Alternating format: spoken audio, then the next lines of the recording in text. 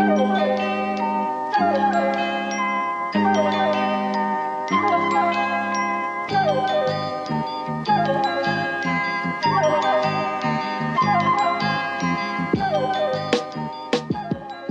everyone. Welcome to this free episode of TF. It is Riley, November, and Hussein, and we are joined once again by our old friend, Seamus Malekafzali. Seamus, how's it going? It's going all right. I've got Zoran fever or whatever they're doing right now.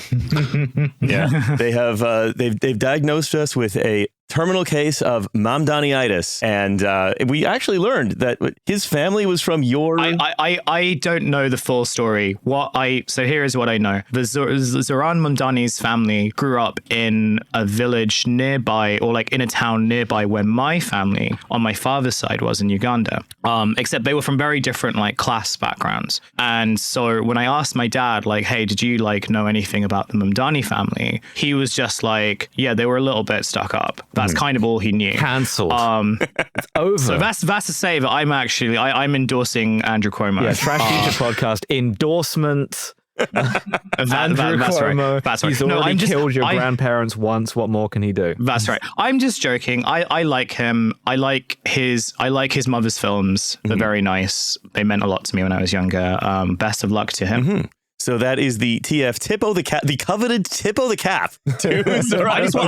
I just like feeling like I'm part of something. Yeah. I like that we've made an endorsement for New York City Mayor before AOC has. Yeah, AOC endorsing Andrew Cuomo, but for the same reasons. Yeah, yeah, because her dad's family is from the same part of Uganda. Yeah, that's right. Yeah. Well, look, we're considered a bellwether for some reason, and as goes us, so goes AOC. So the tentative half endorsement of Zoran, followed by a joke endorsement of Cuomo. Can't wait to see that on her Twitter. But Seamus, is our sort of recurrent source for talking about all things Middle East, and we are of course going to be getting there. We're going to be talking a little bit about the Trump plan for Gaza. We're going to be talking about the ongoing love-in between the Trump administration and Gulf states, how these things are connected. But first, I want to talk about some news. The news, of course, I want to start with just the ongoing monitoring of the thoughts of tech leaders that I engage in. Of course. It's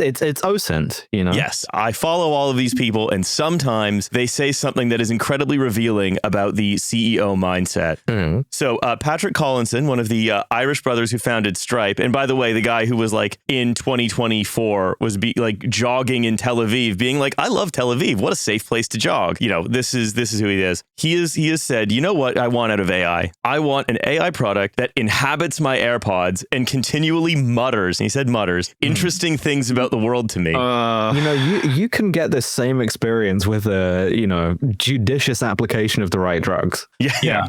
Like, when I read this, I was just like, fucking hell, like, you want to invent ADHD. You want to invent... I have a slightly different experience of ADHD from that, but yeah, sure. Well, I don't know. With mine, it's very much just like, when your brain just doesn't sort of stop functioning, like, and, you just kind of, it's sort of a constant sort of stream of noise. And sometimes it's just like your own anxieties, but sometimes it's just like things that you remember.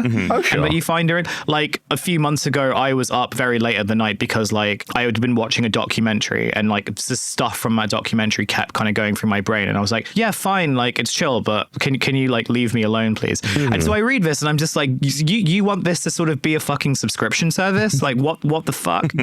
What Collinson has done is he appears to have invented a kind of productized version of a normal stream of consciousness, saying, wouldn't it be great if there was a product that as I was walking over the San Mateo Bridge would tell me that the San Mateo Bridge was built in about a year. When it opened in 1929, it was longer than any other bridge on Earth at the time. That should be a subscription. I should pay monthly for that. Yeah, it's strange though to see these guys be like, it's to see AI just one-shot tech leaders into being like, what if we had thinking? What if thinking too? Yeah, what if I had an imagination, right? Because like I can outsource all of that. That's not a thing that I ever have to develop personally. I can just outsource it to the thing that kind of mutters in my ears about me being gang stalked. Well, also these guys are sort of obsessed with like like this feels like kind of a few steps, but not that far removed from like you're listening to audiobooks at like 2 times speed or something like that, right? There comes a point where you're sort of just like, what are you actually getting from this other than like this kind of false sense of completion? Like you can say at the end of the you can say at the end of the year that like you read like 1,000 books, but like the majority of them were done on like 5 times speed on a jog or whatever, and they're all like business books, right? Left ear, Bible 2 times speed in Chinese. Right ear, Unabomber manifesto.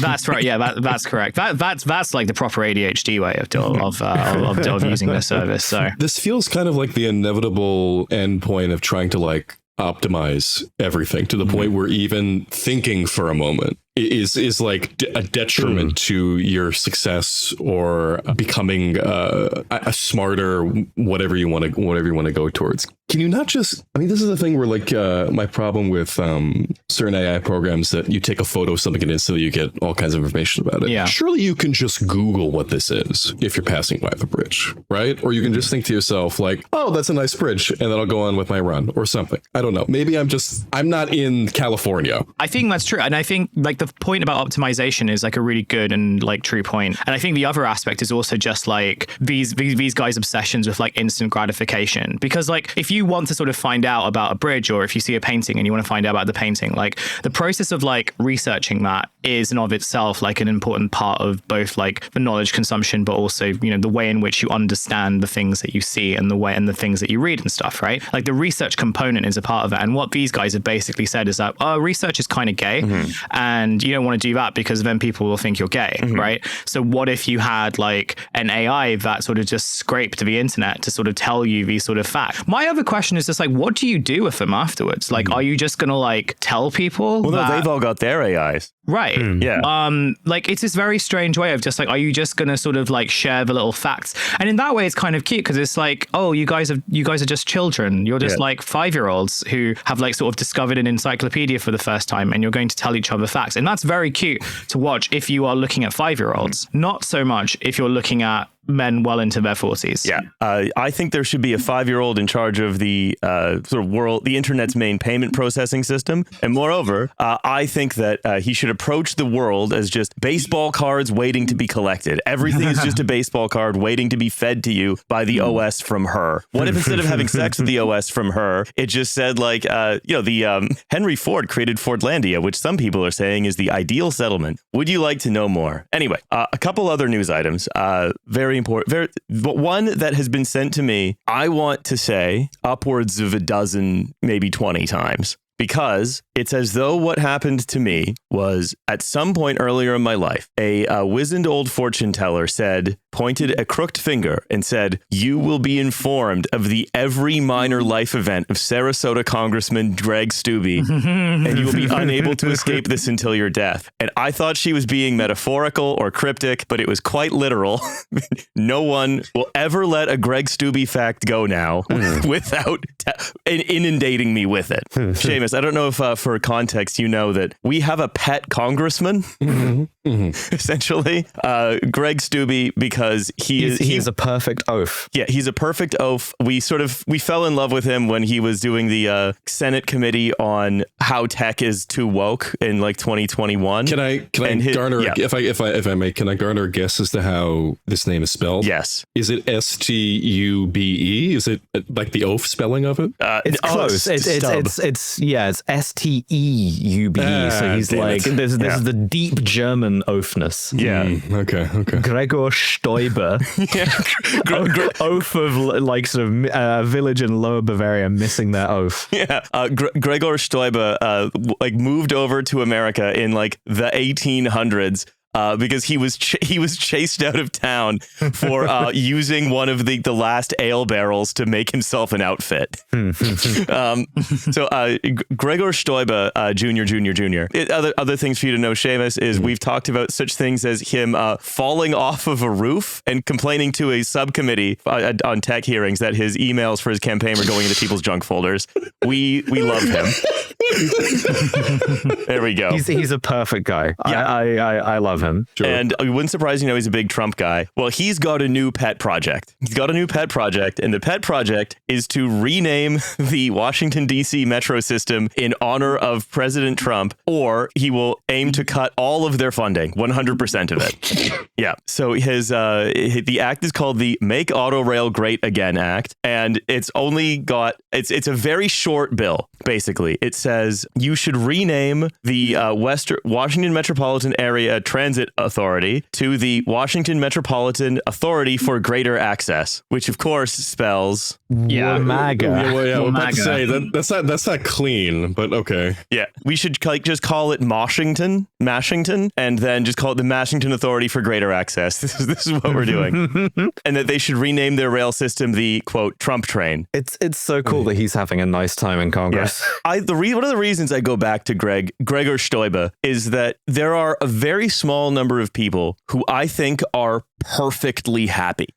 He's embodying his own perfect self. Yeah, like even when he's angry, Gregor Steube is overjoyed. Because he's angry in a way where he knows that he is perfectly right, perfectly just, that his enemies are sort of maybe smitten at any minute, and that he is now he's enjoying his life's victory lap of being like, what if we literally called it the Trump train? Hey.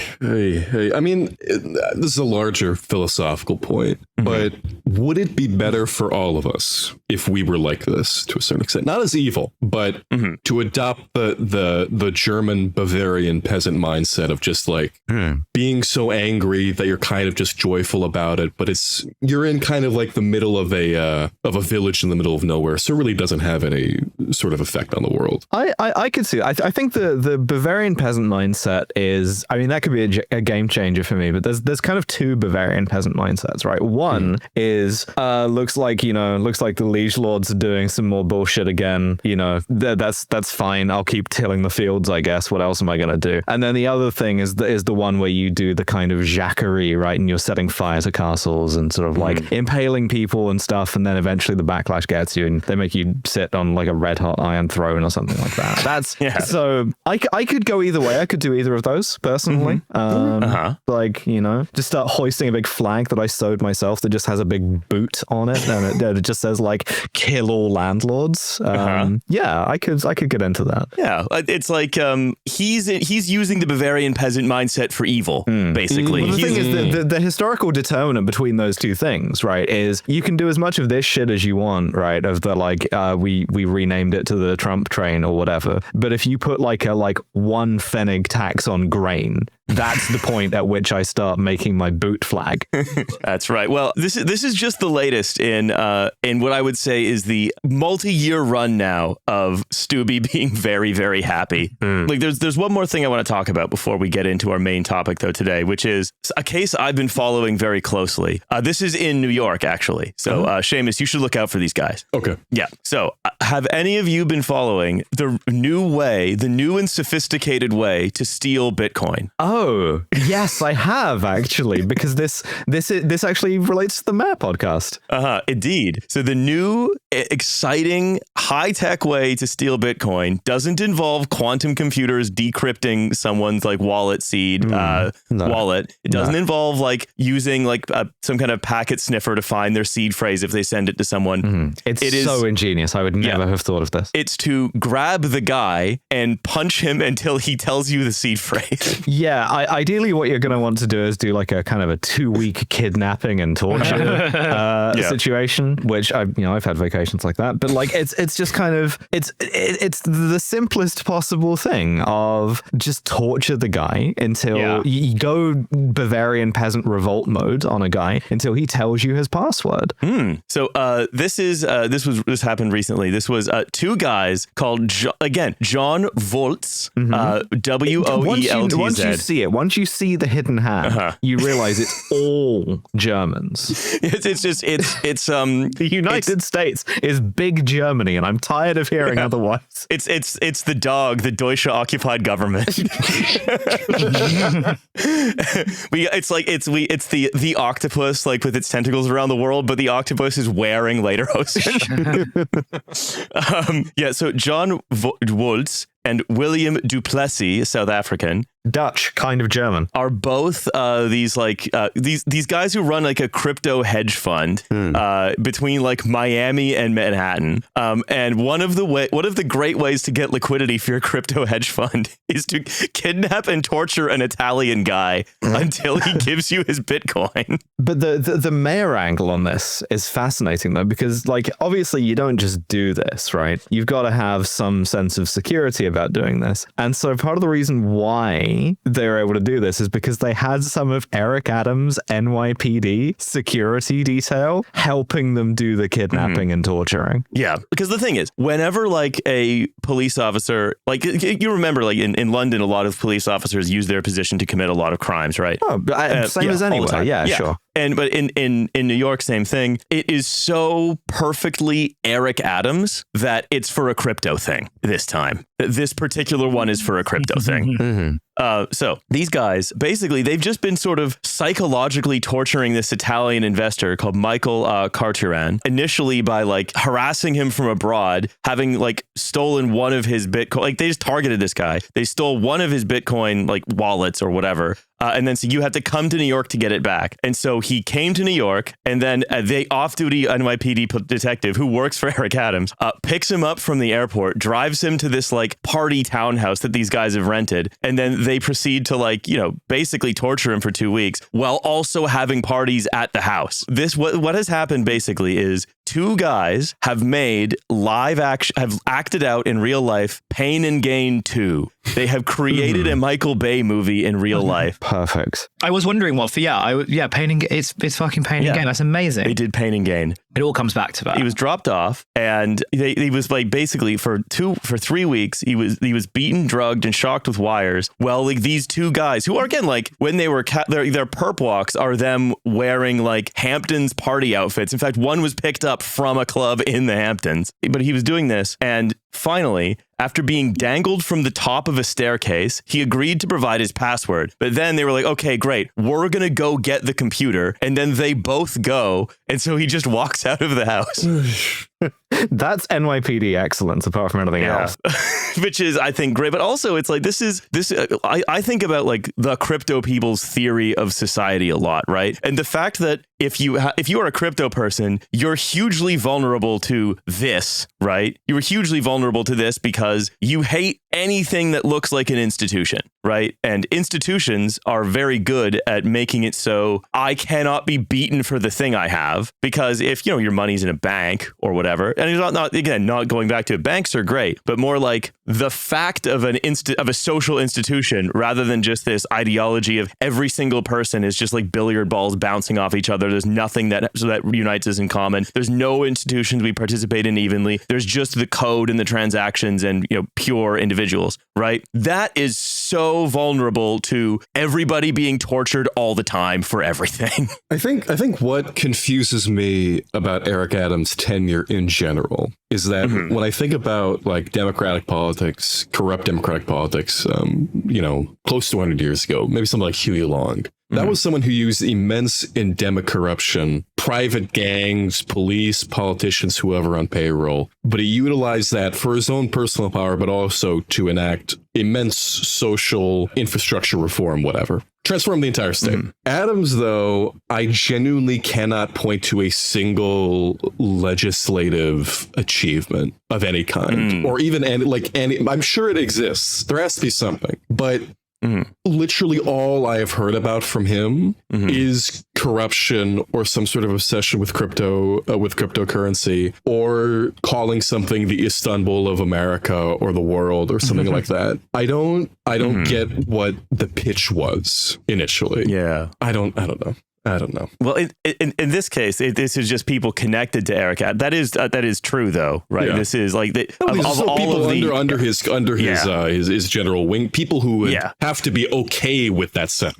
Yeah, exactly. No, that's true. So the prosecutor said investigators found cocaine, a saw, body armor, ammunition, and night vision goggles, as well as a Polaroid of the victim with a gun pointed to his head and a crack pipe in his mouth. This sounds like a pretty good time unless you're the, guy with the crack pipe in his mouth. And maybe if you are, depending. They made him smoke crack? Well, apparently. They made him smoke crack, but also they took a picture of them coercing him into smoking crack. Just to make sure that everybody knows that he didn't smoke that crack voluntarily. Yeah. No, Your Honor, we took this photo of us with a literal gun to his head making him smoke crack to make him look like a bitch. Yeah, check it out. This fucking idiot has to be at gunpoint before he's willing to smoke crack. Yeah, this lame Italian Bitcoin investor. So look, these guys who are super rich. I mean, I don't know what their plan was other than just torture and rob this man while having a sideline and holding parties in their party house. The lawyer, one of their lawyers, was like, look, he should be released on bond. He doesn't have a private jet. He doesn't have a helicopter. Quote, he's never been arrested before. Well, I mean, in that case, Yeah. He says he's a 37-year-old man with no prior criminal history. He's a college graduate with a degree in philosophy. He's been very successful in technology and supportive of his friends and family. Which, if you don't know what he's being arrested for, sounds pretty good. Yeah, he's a family man. And he was willing to help someone get over his anxiety about smoking crack. I mean, he was willing to share his crack, which is true. That is true. Which is an important thing to bear in mind. Yeah, this guy who has been pretty much cut and dried, proven to have tortured someone for 3 weeks. Well, come on, this never happened before. It's like all the Bitcoin is opening up all of this. Are they going to use like the heated gamer moment, like a heated crypto moment defense? Yeah. This was an argument. They had a personal disagreement. 3-week-long heated moment. This was a heated crypto 3/4 of a month. Anyway, this is I found this to be crazy, but also to be like just a perfect, because these attacks are getting more popular, right? These attacks where it's just like, hey, I'm just going to hit you with a wrench until you tell me your password. They're happening all over Europe as well. They might even be maybe this one's not connected. Other ones are considering to be connected. But yeah, Bitcoin is just has created an entirely new type of kidnapping that just never happened before, or hasn't happened since money was just buried somewhere and you needed to torture someone into giving you the map. I was going to say. Yeah. It's like we have created the conditions of pirate treasure again. Anyway, look, before we go into our main topic, I want to do the world's fastest startup. The company is called Groundswell, and it is the all-in-one platform for social impact leaders. Now, at some point, Seamus might figure out why I'm talking about this company. Okay, I'm listening. Yeah. So the all-in-one platform for social impact leaders, we are unlocking the modern philanthropist, which is good because the modern philanthropist has been kidnapped by two guys who are torturing him in a basement for his seed phrase. We envision a future where every solution is funded and every problem is solved. Okay, well, that's good. I'm glad that's the other Bavarian peasant mindset. It's like, that's all good. Fine. Great. This is great. You know what? So we have a bold vision of the future where there will be no more problems. So, any case, so what this company does is, so the guy who started it was a veteran who created this sort of kind of shady philanthropy organizations that would go into disaster areas, and then was like, okay, I'm done with that. I'm going to then start this corporate giving platform. And the CEO, who I'll name at the end of the segment, said, although the desire among employees to give is abundant, the means to do so are lacking in the corporate world. Distribution delays, funding restrictions, and fees create significant challenges for nonprofits. We've built a system that not only facilitates, but also accelerates and personalizes corporate philanthropy. So the idea is boards of directors might give to something because, they want to go sit at their charity gala table or whatever. They don't want to support the actual cause. Employees want to support the actual causes. So Groundswell said CEO Jake Wood is all about bringing heart back into corporate giving. Do I know that name? He sounds like the protagonist of a bunch of platform action games that came out in the 2010s. Yeah. Now, Seamus, Jake Wood. Who am I talking about? Oh, is it? It's the same guy. Could it be? I wonder. Yes. Okay. Yeah, that's right. That's right. It wasn't a startup segment at all. It's the intro into talking about the first of the guys who have emerged to, I would say, initially profiteer from, it seems, and then develop a very sudden case of conscience about what Israel is doing in Gaza. Because Jake Wood is the founder and now former CEO of the Gaza Humanitarian Foundation. Oh, the fucking okay, yeah, the guy who quit the day before he realized he was being asked to do Blackwater does humanitarian aid distribution. Yeah, that guy. That's right. Yes. Okay, sure. There we go. I remember Jake Wood now. There yes. it is. This is how I want to start off our discussion today, is with the Gaza Humanitarian Foundation and how they have emerged as the answer to quote unquote aid and the problems of Israel not letting in aid in Gaza. And this private Blackwaterish organization that appears to be placing aid in strategic areas where Israel wants to move Gazans to. Yeah. Well, here's the thing. There have been numerous attempts before for Israel to create, I don't even know what they used to call it, but essentially terror-free zones was the language that they used to use. At some point, they tried to do that in a neighborhood of Gaza City last year. That didn't work because Hamas kept attacking them and wouldn't stop attacking them, and they couldn't defeat them in that neighborhood. At some point, they tried to get different Palestinian clans to sign on to some sort of aid distribution plan. Those clans refused for obvious reasons, and then Israel retaliated by killing the heads of certain clans. So that didn't work out. So what they're doing now is a combination of entirely destroying cities. Right now, Rafah is being completely demolished in the south, and they have set up these different aid distribution points in different axes that they've occupied. Netzarim, Mohag, and a couple others that I can't think of at the top of my head. I think those are the two main ones, though. So far, it has been a expected total disaster. On the first day, there was obviously many Palestinians wanting food came down, overran the entire fenced facility, tore down the fences, took the fences back with them, and then aid distribution was canceled that day. Another couple days, they restarted things. Some aid was distributed, but otherwise it was pretty uneventful, aside from some grenades thrown, and some people also had medical episodes, and also people were shot. Yesterday, though, there was a full-blown massacre in which I want to say 30-some people were shot at the very least.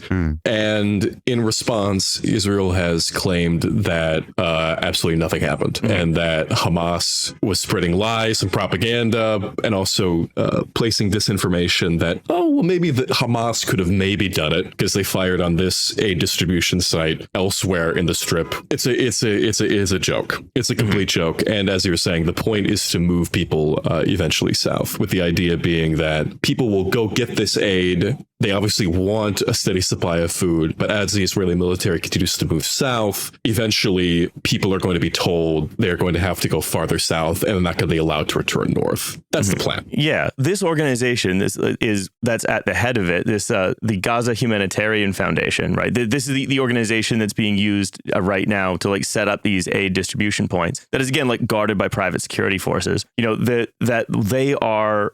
They were set up very, very recently. They are sort of shown to be they are very much in the pocket of the Americans.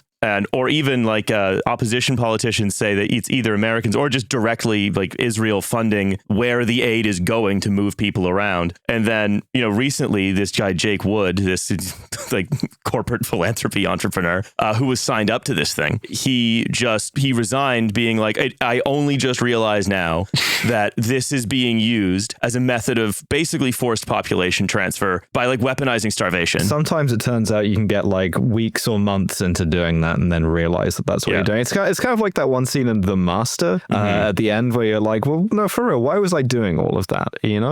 I think the thing is about this is that when the Gaza Humanitarian Foundation thing was announced, which is the perfect corporate name for this, in that there's no attempt to oh yeah, it's a humanitarian foundation, why would you disagree with it? It's in the fucking name. But if you tried to, when you explain, the whole pitch relies on you not knowing anything about the plan, right?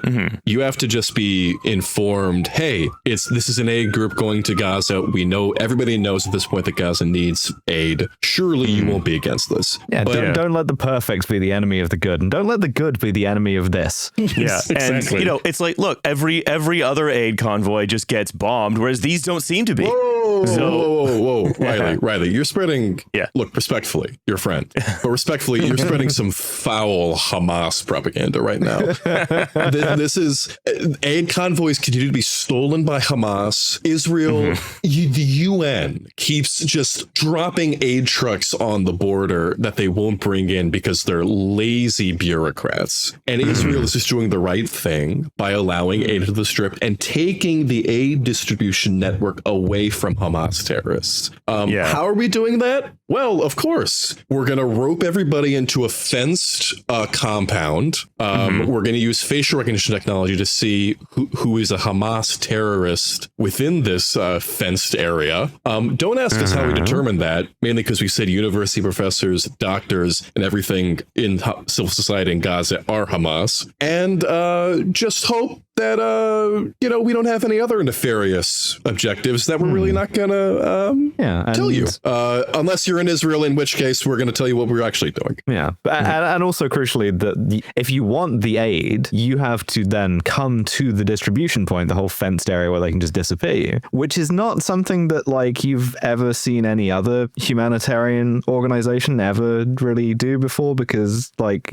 people have to be able to get to the aid, and you kind of limit it to the people who can make that journey, which a lot of people can't, which is why they need the aid in the first place. But I'm sure it's fine. It's almost like the point is to make it a horrifying ordeal that you will be locked into because the circumstances outside of the distribution center are so terrible that you will risk being shot to death. No, I mean, this is something that they've been trying to do for years at this point. God, whenever Hamas government, the government of the fucking Strip, when they attempt to distribute aid, it is not an entirely peaceful affair, but the vast majority of the time, it goes about without severe incident. Only very recently has it become like more of an issue with how desperate people are to get this thing. One of the reasons why Al-Shifa Hospital was destroyed last April was because it had been the center of a very successful aid distribution scheme. And they needed and Israel needed to destroy that opportunity for them to continue that.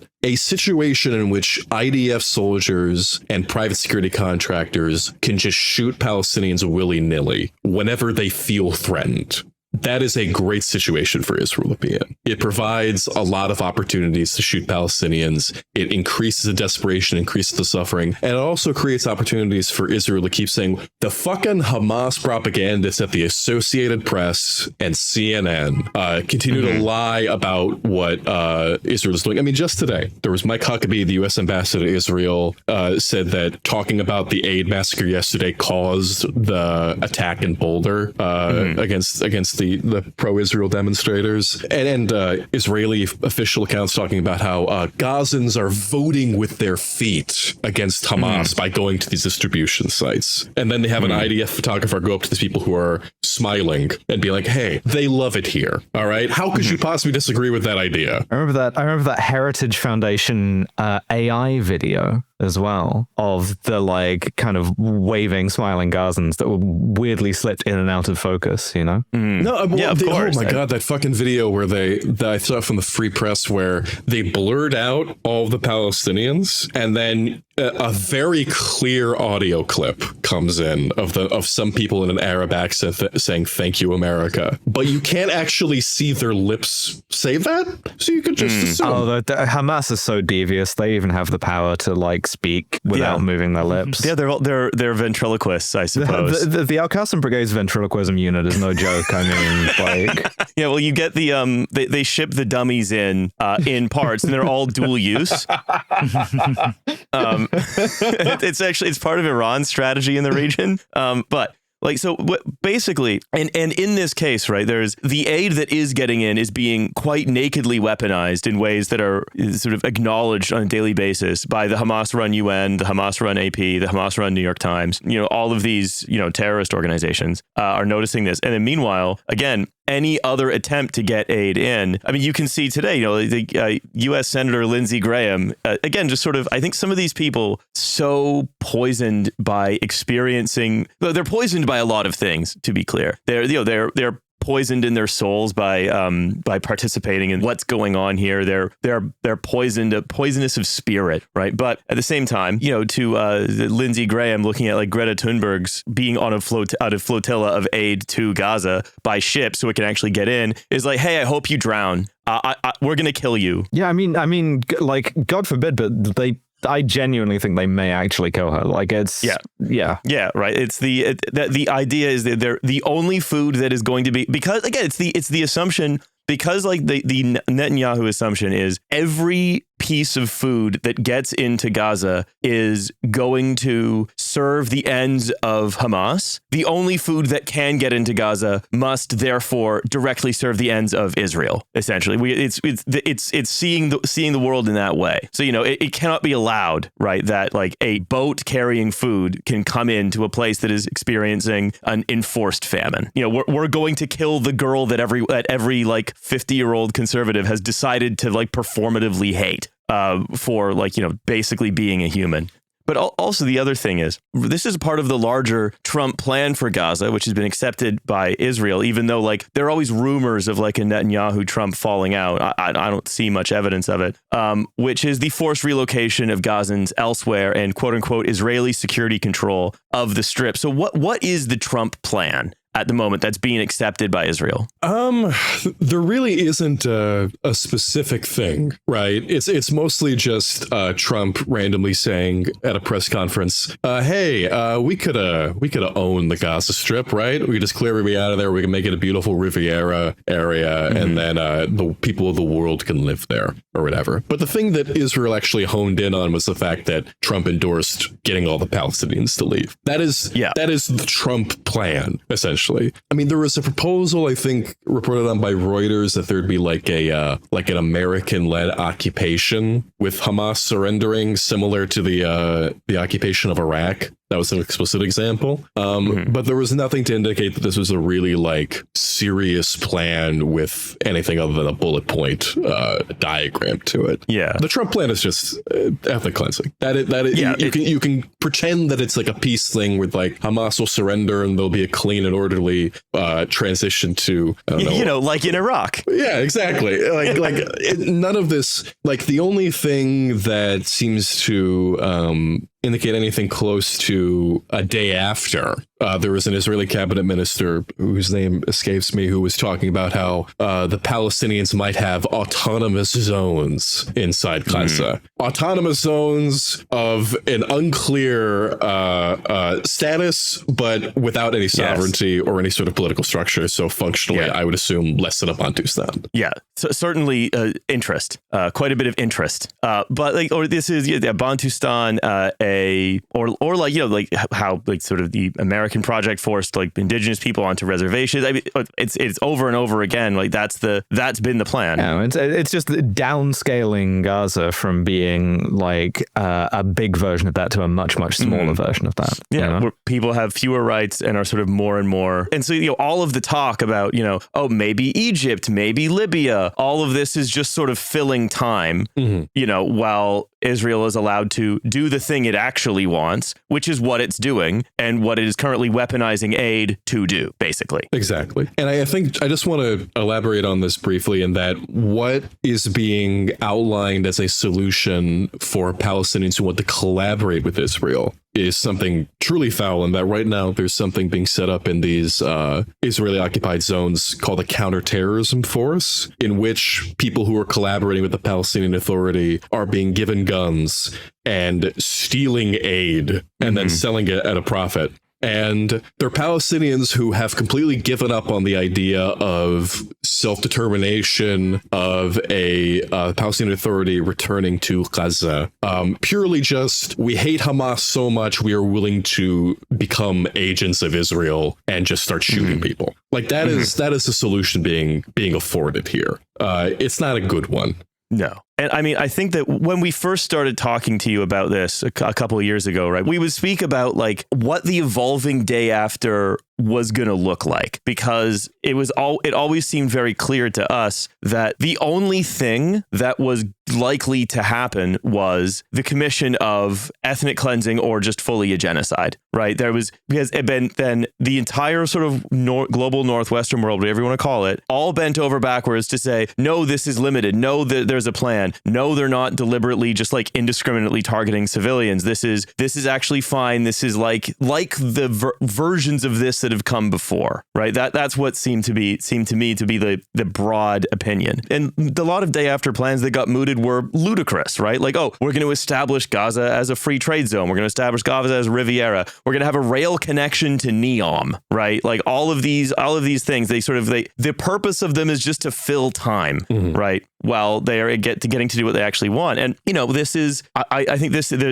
we saw a few weeks ago, right? The UK, France, and Canada now saying, hey, wait a minute. It looks like this isn't going to be like the other times that has come before, which we've all found acceptable. It looks like you're actually starting to commit a genocide.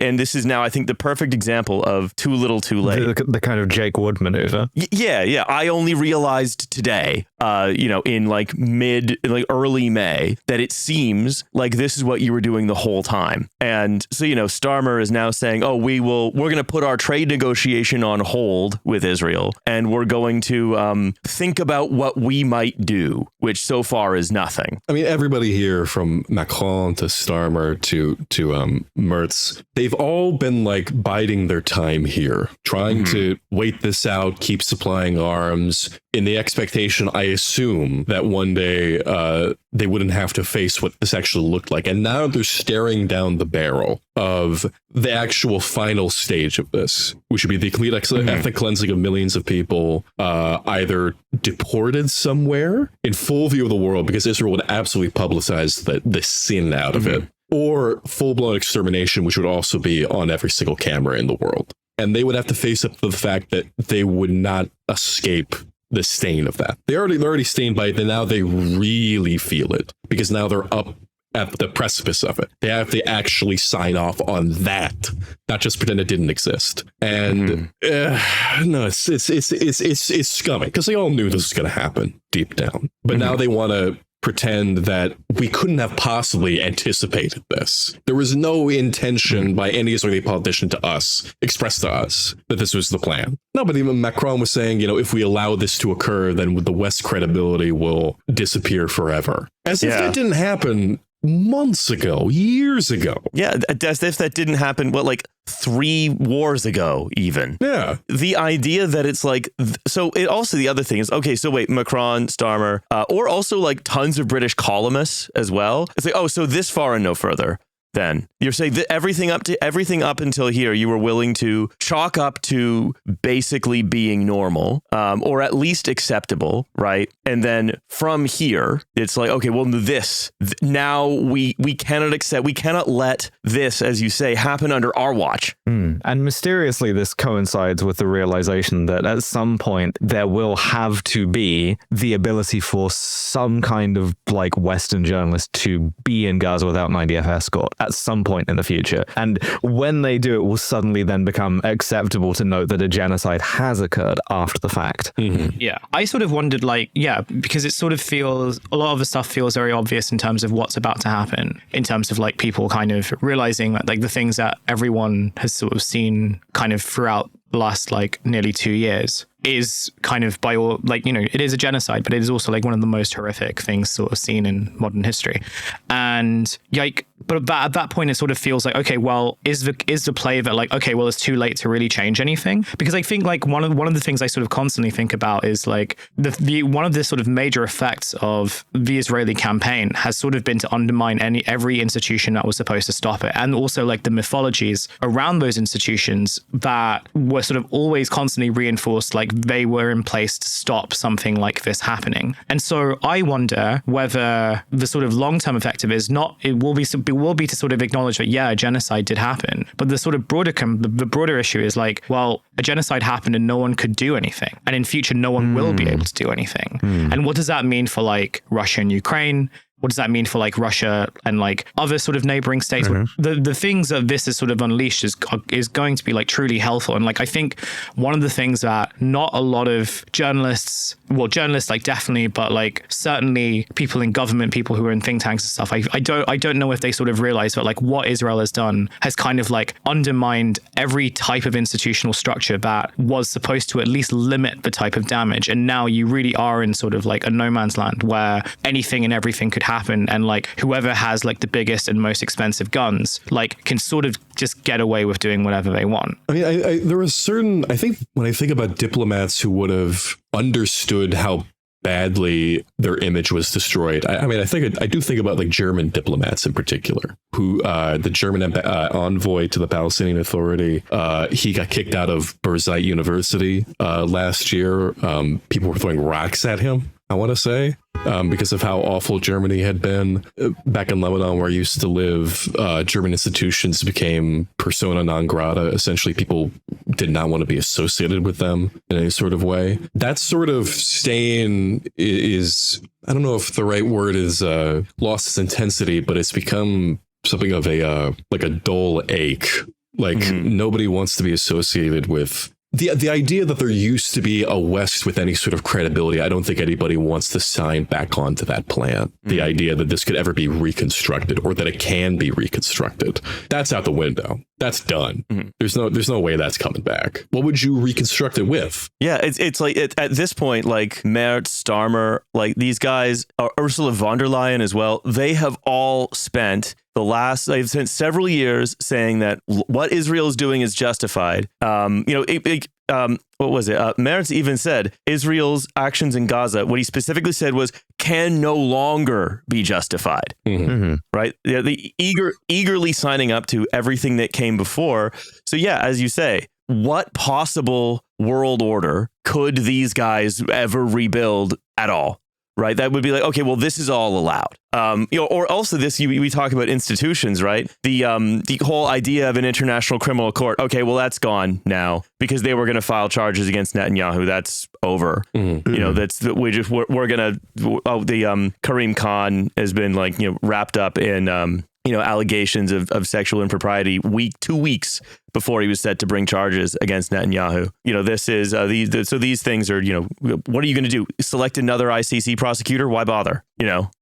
Why would you even bother doing that at this point? Right. No, Duterte can be arrested by the ICC, no problem. But Netanyahu is first world. Like, you're not allowed to do anything close to that. Yeah, no way. It's that they were unable to see because they thought it was in their best interest to not see. And now they are unable to move on. They're unable to like move on from the stain of having not seen. Damn, it's like it turns out that decision actually had consequences. Yeah. Because you managed to shrug off all the domestic ones, because everyone who protested against it at the time was, in Hamas and anti-Semitic. But turns out that also just in itself carries some consequences. Like not to sort of like gloss about this, because this isn't anything to gloss about, right? Like it's been terrible, but like this was one of the things that everyone who was against this at the time kind of said would happen. It wasn't the most important thing, but it's not like this wasn't, something that they knew would happen. So now these leaders, some more than others, Macron most, Starmer least, are talking about the unilateral recognition of a Palestinian state. But like, again, cool. Like after, the kind of like systematic elimination of like half of it, essentially. Yeah. After the systematic elimination of every institution that could make a state, you're like, okay, now that it's purely theoretical, we are happy to recognize it. And meanwhile, like Israel will just approve another 50 settlements in the West Bank, and you kind of like unilaterally approve sort of like, I don't know, 2 pieces out of a 50-piece jigsaw. Yeah. Exactly. Like what's the time to have ever stopped this was immediately in 2023. Well, I think it's also like the impression that I get, and this is just purely subjective on my part, but the impression that I get thinking about the Israeli decision making here is that it's all been made in the assumption that at some point the Americans would stop them, and the Americans just never did. So Joe Biden accelerationism, I guess, has led them to this point. I mean, when Israeli politicians, after October 7th, almost immediately after October 7th, October 9th, October 8th, were talking about the need to be cruel, to go scorched earth, when they were talking about humanitarian corridors, quote unquote humanitarian corridors, for all the Gazans to leave to Egypt out of. And they were insisting that this needed to happen. When they were talking about destroying it almost immediately. This was all planned. This was all understood inside Israel itself, which I'm sure Western politicians, Western governments have a presence in. They were in that. We all have the translate Hebrew button on Twitter. It's pretty accurate. Like, no media outlet was spared in that country. No newspaper wasn't covering it. This was understood. Antony Blinken had said he spent so many hours. We can talk about how strong that argumentation would have been. He spent hours trying to convince the Israelis to like climb down from the positions that they were at because they were ready to kill everybody, essentially. Paraphrasing. Like, attribute it to trauma, attribute it to they didn't know what else to do, whatever you want. But the end result was always in the cards. It was the only result. They're not, the idea that this was going to end with what, a two-state solution? An understanding that the Hamas was going to peacefully hand over power to President Abbas, that was what something that Israel wanted, that a country in which you talk to fucking anybody, almost anybody in that country, and you ask them about Arabs, what do you think they're going to respond with? A country that at this point, almost the majority or a majority endorses in polling, endorses expelling everyone from the Gaza Strip, and almost a majority endorses killing everyone inside of it. What do you think was going to happen? They're going to shake hands and go kumbaya? Like, what the fuck? No, this was what's going to happen. Yeah, and like as a middle power, as a European leader, as the fucking Prime Minister of Canada, if you were ever going to do anything other than loudly support it, the time to, and maybe what you wanted to do was not affect change, but try to finesse your own personal reputation. Who knows? But the time to do anything else, the time to even do that, right, was the moment those news stories about the actual plan started dropping. The moment that like actual government leaders or people like Smotrich or Ben Gvir or whatever, the moment those guys started saying what the plan was, that was the time to say, at a minimum, what like Merz and Starmer and Macron are saying now, years into it, and with barely any buildings left standing in the whole strip. No, anyway, it's bad. That's all I'll say. Yeah. Anyway, look, this, as I often say, Seamus, it's always a pleasure to talk to you, but never about the subject matter. Always appreciated. Yeah. Look, I'm going to say that's probably about time for us today, but I want to thank you once again for coming on as one of our most oft-repeated guests, and to just remind people that people can read your writing if they want to read your writing on this and the wider Middle East. Yes. Then go to Substack at Seamus-Malekafzali.com. And I think shortly after this comes out, there may be a piece by me in Parapraxis magazine, which I've been working on for many months. And I will also have something in The Nation coming out very soon. So do check that out. And thank you for being a listener to this show. There will be a bonus episode in a few short days that will be £4.50 to sign up on the Patreon. That's right. We changed currencies. That will not affect you at all if you are currently paying. But Donald Trump has been fucking with the US dollar too much for us to want to continue being denominated in it. I'm sorry. That's, you know what? I'll take your apology as on behalf of the entire government. So apology accepted. Please stop fucking with the dollar. And other than that, we will see you in a couple days on the Patreon. Bye, everybody. Bye. Bye.